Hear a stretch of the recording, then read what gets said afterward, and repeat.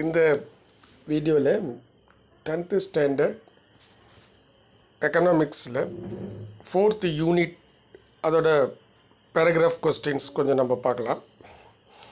Explain some direct and indirect taxes. சில நேரடி மற்றும் மறைமுக வரிகளை பற்றி விவரிக்கவும் அப்படின்னு கொடுத்துருக்குறாங்க.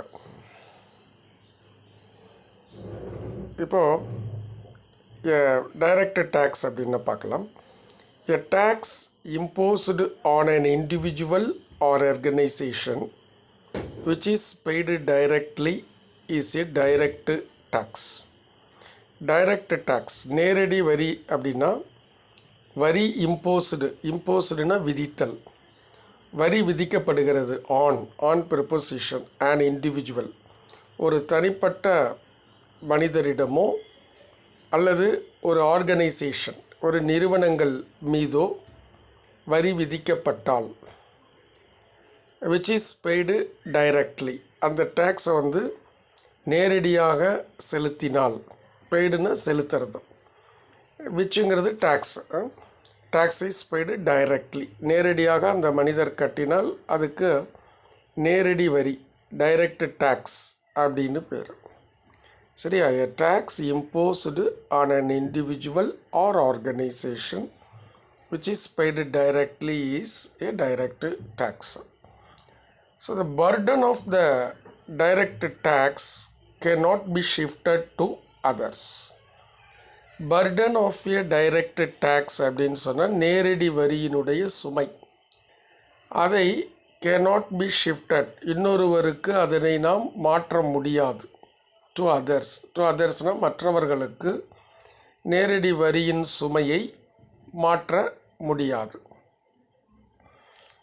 J.S. Mill defines a direct tax as one which is demanded from the very persons who is intended or desired should pay it. So JS mill அப்படிங்கிற ஒரு எக்கனாமிஸ்ட் என்ன சொல்கிறாரு அப்படின்னு பார்த்தீங்கன்னா, டைரக்ட் டேக்ஸை டிஃபைன் பண்ணுறாரு. ஒன் அப்படிங்கிறது ஒருவர், ஒன்று விச் இஸ் டிமாண்டட், அது தேவைப்படுகிறது, ஃப்ரம் தி வெரி பர்சன்ஸ், மனிதர்களிடமிருந்து. அதற்கு என்னென்னா அதுக்கு ஒரு டிசையர், ஒரு விருப்பம் இருக்கிறது. ஸோ அதை நாம் செலுத்த வேண்டும். Some of the direct taxes are income tax, wealth tax and corporation tax. So some taxes, direct tax in சில உதாரணம் சொல்கிறோம். Income tax, wealth tax and corporation tax. So income tax அப்படின்னு சொன்னால் வருமான வரி. Income tax is the most common and most important tax levied on an individual in India. So levied அப்படின்னாலும் விதித்தல், வரி விதிக்கப்படுகிறது. Most common and most important tax. So ஒரு பொதுவாக பரவலாக காணப்படுகின்ற மிக முக்கியமான ஒரு வரியாக இருக்கின்றது. அது இண்டிவிஜுவல்ஸ் மேலே இந்தியாவில் விதிக்கப்படுகிறதோ. It is charged directly based on the income of a person. Income of a person, ஒருவருடைய வருமானத்தின் அடிப்படையில்ங்கிறதுக்கு பேஸ்டு ஆன். டைரக்ட்லி அப்படின்னா நேரடியாக, இட் இஸ் சார்ஜ்டு அப்படின்னு சொன்னால் இது விதிக்கப்படுகிறது. ஸோ வரி விதிக்கப்படுகிறது நேரடியாக வருமானத்தின் அடிப்படையில். The rate at which it is charged varies depending on the level of income. The rate அப்படின்னு சொன்னால் வரி விகிதம் at which it is charged, அது வரி விகிதம் விதிக்கப்படுதல் வேரிஸ். ஸோ பொதுவாக ஒன்றாக ஒரே மாதிரி இருக்காது, அது மாறுபடும். ஸோ எதன் அடிப்படையில் மாறுபடும் அப்படின்னு பார்த்தா, depending on the level of income. So வருமான அளவின் அடிப்படையில் அல்லது வருமான அளவினை சார்ந்து இந்த வரி விகிதமானது மாறுதலுக்கு உட்பட்டது, மாற்றம் இருக்கும்.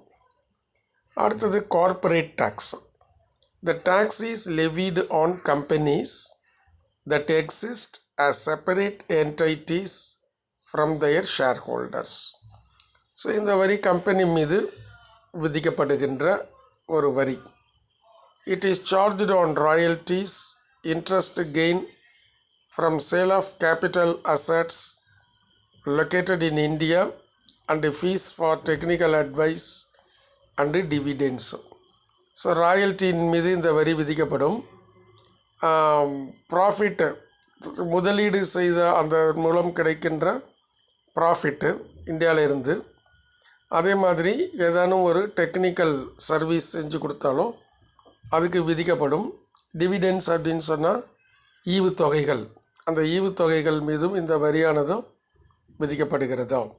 Wealth tax, this is charged on the benefits derived from property ownership. So இந்த வரி விதிக்கப்படுகிறது. This is charged. பொதுவாக பார்த்திங்கன்னா வரிக்கு என்ன போடுது, it is imposed, it is levied, it is charged. So இந்த மாதிரி வர்ப்ஸை நம்ம யூஸ் பண்ணுறோம், அதை ஞாபகம் வச்சுக்கோங்க. ஆன் தி பெனிஃபிட்ஸ், பெனிஃபிட்ஸ் அப்படின்னு சொன்னால் நன்மைகள், நலன்கள். அந்த நலன்களை எதிலிருந்து பெறப்படுகிறது, ப்ராப்பர்ட்டி ஓனர்ஷிப், சொத்துக்களின் ஓனர்ஷிப், உடைமையாளர்கள் பெறுகின்ற நன்மைகளை மீது இந்த வரியானது விதிக்கப்படுகிறது. வெல்த் டேக்ஸ் அப்படிங்கிறது அதுதான். The same property will be taxed every year. அது அந்த சொத்தின் மீது, அதே சொத்தின் மீது ஒவ்வொரு ஆண்டும் வரி விதிக்கப்படுகிறதோ. On its current market value, கரண்ட்னா தற்சமயம், தற்சமயம் சந்தை மதிப்பீட்டின் மீது ஒவ்வொரு ஆண்டும் அந்த சொத்தின் மீது, அதே சொத்தின் மீது வரி விதிக்கப்படும். The tax is levied on the individuals and companies alike. So இந்த டேக்ஸ் வந்து தனிப்பட்ட மனிதர்களுக்கும் கம்பெனி மீதும் ஒரே மாதிரியாக விதிக்கப்படுகிறதா. அடுத்தது இப்போ நம்ம வந்து டைரக்ட் டேக்ஸ் பார்த்தோம் இல்லையா. டைரக்ட் டேக்ஸில் இன்கம் டேக்ஸ் பார்த்தோம், கார்ப்பரேட் டேக்ஸ் பார்த்தோம், வெல்த் டேக்ஸ் பார்த்தோம். இப்போ நம்ம இன்டைரக்ட் டேக்ஸ் பார்க்கலாம். If the burden of the tax can be shifted to others. So இந்த வரியின் சுமைகளை மற்றொருவர் மீது நாம் மாற்ற முடியுமேயானால் it is an indirect tax. ஸோ அந்த மாதிரி வரிகளை நாம் மறைமுக வரி என்று கூறுகிறோம். இன்டைரக்ட் டேக்ஸ் அப்படின்னு சொன்னால் மறைமுக வரி. ஸோ எதை மறைமுக வரி என்று சொல்கிறோம்னா, burden of the tax can be shifted to others. வரியின் சுமைகள் மற்றொருவர் மீது மாற்றப்படும் போது. Taxpayer is not the tax bearer. So யார் வரி கட்டுகிறார்களோ அவர் வரியை சுமப்பவர் அல்ல. ஸோ வரி கற்றவர் ஒருத்தர், ஆனால் அதை வாங்கி கொடுக்குறவர் இன்னொருவர். அதனால தான் இதை இன்டைரக்ட் டேக்ஸ் அப்படின்னு சொல்கிறோம். Some indirect taxes are stamp duty, entertainment tax, excise duty and goods and service tax. சரியா. இந்த சில மறைமுக வரிகள் என்னன்னு கேட்டிங்கன்னா, ஸ்டாம்ப் டியூட்டி, என்டர்டெயின்மெண்ட் டேக்ஸு, அதாவது பொழுதுபோக்குக்காக நம்ம செய்கிற செலவுக்கான வரி, எக்ஸைஸ் டியூட்டி, டிரான்ஸ்போர்ட்டில் இருக்கிறபோது அதுக்கான வரி, குட்ஸ் அண்ட் சர்வீஸ் டேக்ஸு. இப்போ ஒரு உதாரணத்துக்கு இன்டைரக்ட் டேக்ஸுக்கு சொல்கிறேன் பாருங்க. இப்போ நம்ம ஒரு சினிமா பார்க்க போகிறோம் அப்படின்னா, சினிமா பார்க்கும்போது அந்த சினிமாவுக்கான வரியை வந்து சினிமா தியேட்டரோட ஓனர் கட்ட மாட்டார். சினிமா தியேட்டர் ஓனர் சினிமா பார்க்க வர்றவங்கக்கிட்ட அந்த டிக்கெட்லேயே வரின்னு போட்டுருவாங்க. அந்த வரியை வாங்கி அவங்க அந்த வரியை அரசுக்கு கட்டுவாங்க. ஸோ வரி கட்டுறவங்க அவங்க அந்த வரி பணத்தை கொடுக்க மாட்டாங்க. யார் சினிமா பார்க்க வராங்களோ அவங்கள்ட்ட வாங்கி அந்த பணத்தை வரியாக அரசாங்கத்துக்கு செலுத்துவாங்க. ஸோ இதுதான் இன்டைரக்ட் டேக்ஸ். இப்போ நம்ம ஸ்டாம்ப் டியூட்டி பார்க்கலாம். It is a tax that is paid on official documents. So stamp duty வந்து எதன் மீது விதிக்கப்படுகிறதுன்னு பார்த்தீங்கன்னா, அஃபிஷியல் டாக்குமெண்ட்ஸ், அலுவலக டாக்குமெண்ட்ஸ் மீது இது விதிக்கப்படுகிறது. என்னென்னு பார்த்தீங்கன்னா, உதாரணம் மேரேஜ் ரெஜிஸ்ட்ரேஷன், திருமணத்தை பதிவு செய்ய வரும்போது அந்த பதிவு தான் டாக்குமெண்ட்டோ, அந்த டாக்குமெண்ட்டின் மீது விதிக்கப்படுகின்ற வரி. Or documents related to property. So ப்ராப்பர்ட்டினா சொத்து தொடர்பான documents, property documents and in some contractual அக்ரிமெண்ட்ஸும். சில ஒப்பந்தங்கள் இருக்கும், கான்ட்ராக்ட் அக்ரிமெண்ட். ஸோ அதெல்லாம் ரெஜிஸ்டர் பண்ண வருவாங்க. அப்படி ரெஜிஸ்டர் பண்ண வரும்போது அவங்களுக்கெல்லாம் விதிக்கிற வரி தான் ஸ்டாம்ப் டியூட்டி. அது ஒரு இன்டைரக்ட் டேக்ஸ். என்டர்டெயின்மெண்ட் டேக்ஸ்னால் என்னென்னு பார்க்கலாம். Entertainment tax is a duty. So டியூட்டினா வரி. That is charged on any source of entertainment. அந்த வரி விதிக்கப்படுகிறது எந்த ஒரு வகையான பொழுதுபோக்கு அம்சத்திலும். ப்ரொவைடட் எந்தெந்த என்டர்டெயின்மெண்ட் ப்ரொவைட் பண்ணாலும் அதுக்கு அவங்க வரி கட்டி ஆகணும். This tax can be charged on movie tickets. So இந்த டேக்ஸ் எதுக்கெல்லாம் விதிக்கப்படும் பார்த்தீங்கன்னா, சினிமா டிக்கெட்டு, அம்யூஸ்மெண்ட் டிக்கெட்ஸ், எங்கேயாவது பார்க்குக்கு போகிறோம் இல்லையா, அம்யூஸ்மெண்ட் பார்க்ஸோ அது, ஸ்போர்ட்ஸ் ஈவெண்ட்ஸு, சரி விளையாட்டெல்லாம் வேடிக்கை பார்க்குறதுக்காக டிக்கெட் வாங்கிக்கிட்டு போவாங்க ஸ்டேடியத்துள்ள.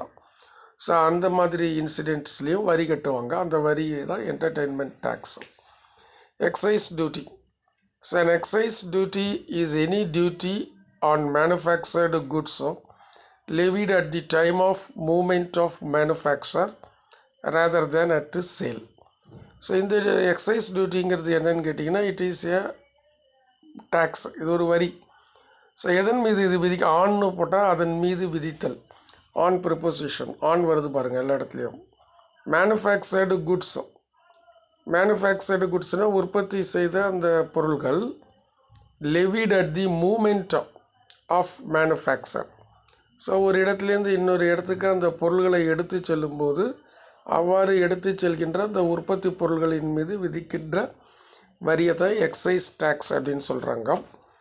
Exercise is typically imposed in addition to an indirect tax such as sales tax. இப்போ இந்த எக்ஸைஸ் டியூட்டிங்கிறது என்னன்னு கேட்டிங்கன்னா, கூடுதலாக விதிக்கப்படுகின்ற வரி. Imposed in an addition to an indirect tax. ஏற்கனவே ஒரு இன்டைரக்ட் டேக்ஸ் இருக்கும், அதுக்கு மேலே கூடுதலாக விதிக்கப்படுகின்ற வரி தான் எக்ஸைஸ் டியூட்டி. ஸோ இன்டைரக்ட் டேக்ஸ்னால் என்ன டேக்ஸ்ன்னு கேட்டிங்கன்னா, சேல்ஸ் டேக்ஸ். ஸோ விற்பனை வரின்னு பேர். விற்பனை செய்யும்போது ஒரு பொருளின் மீது வரி விதிக்கப்படும். அந்த வரியை வாங்குகிறாங்க இல்லையா கன்சியூமர்ஸ், கஸ்டமர்ஸ், அவங்கள்ட்டேருந்து அதை வாங்கி அந்த வரியை வாங்கி கட்டுவாங்க. அது சேல்ஸ் டேக்ஸு. அதேமாரி இந்த எக்ஸைஸ் டியூட்டியும் என்ன பண்ணுவாங்க அப்படின்னு கேட்டால், அந்த மேனுஃபேக்சரிங் ப்ராடக்ட்டு ஒரு இடத்துலேருந்து இன்னொரு இடத்துக்கு நகரும்போது அந்த வரி விதிச்சிருவாங்க. அந்த வரியை மக்கள்கிட்டேருந்து வாங்கி அதை அரசாங்கத்துக்கு செலுத்தப்படுகின்ற வரி. அடுத்தது பார்த்திங்கன்னா goods and service tax. So சரக்கு மற்றும் சேவை வரி.